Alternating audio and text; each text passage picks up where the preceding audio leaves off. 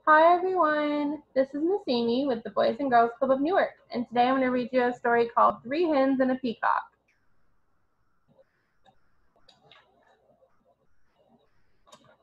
Things were quiet on the Tuckers' farm. The cows chewed their cud. The hens clucked and pecked and laid their eggs. The old hound stretched out on the porch, watching and listening. Once in a while, someone would stop by to buy tomatoes or corn or perhaps a quart of milk. Nothing unusual happened there until a box fell out of a truck. That Peacock showed up. Oh, looks like he was in the box. The cows and hens and old hound kept right on doing what they'd always done. But that Peacock had never lived on a farm. He had no idea what to do. So he spread his fancy feathers and set to shrieking. Eventually, the Peacock wandered down by the road. When cars whizzed by, he shook his feathers and cried out in his loudest voice. Of course, folks stopped for a closer look. Day after day, more folks stopped to admire the Peacock. They all bought tomatoes, corn, eggs, and milk. Business on the Tuckers' farm was booming. Everyone seemed to be happy to have visitors stopping by. Everyone?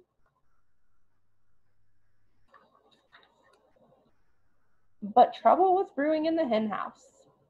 The hens were squawking and clucking and flapping their wings. We all do all the work around here. I'd like to see that Peacock lay one single egg. Exactly.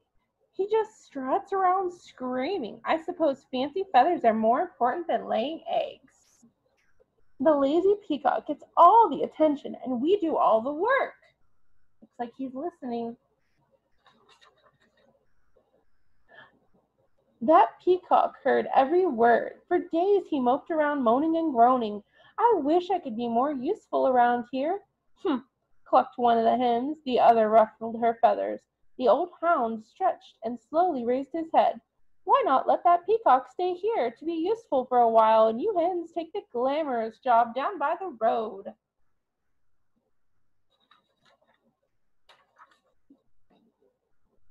The three hens began clucking to one another. What a wonderful plan!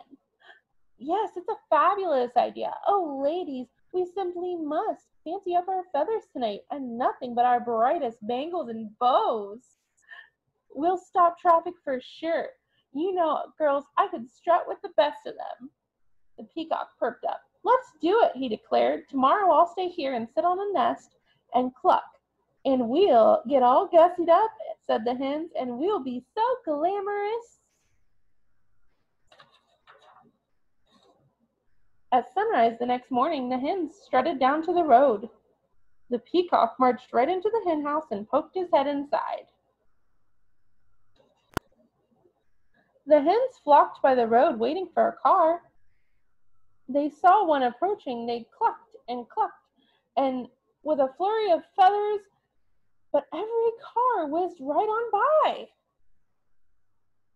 And there, the Peacock strutted and sucked in his tummy and wiggled from left to right, trying to squeeze through the tiny henhouse door. His front half was in, but his back half was out.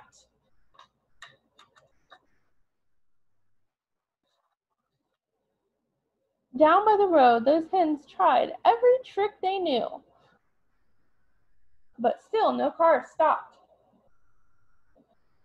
Finally, the Peacock made it to the henhouse. He held his breath, pushed with all his might, but no matter how hard he tried, he could not lay a single egg, not one.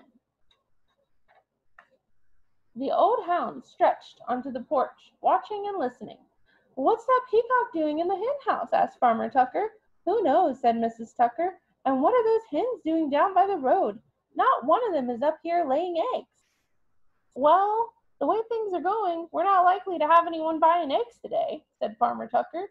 "We need that Peacock down by the road stopping the cars."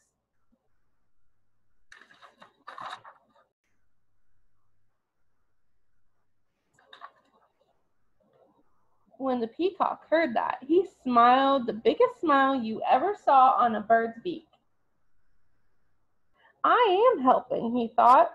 He squirmed back and forth until he popped out of the cramped hen house, and then he took off to find the hens.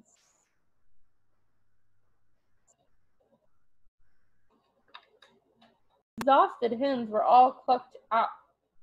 Every feather was out of place. What a day! We couldn't get one car to stop. It's true. Why, most of them didn't even slow down. The peacock met the hens down by the road.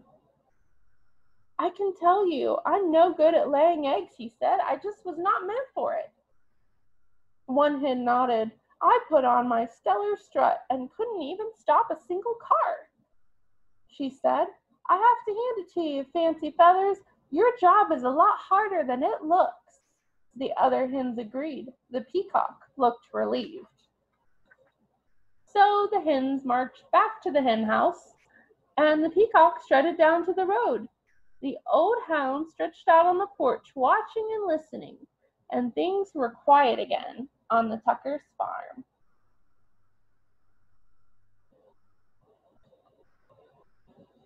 The end.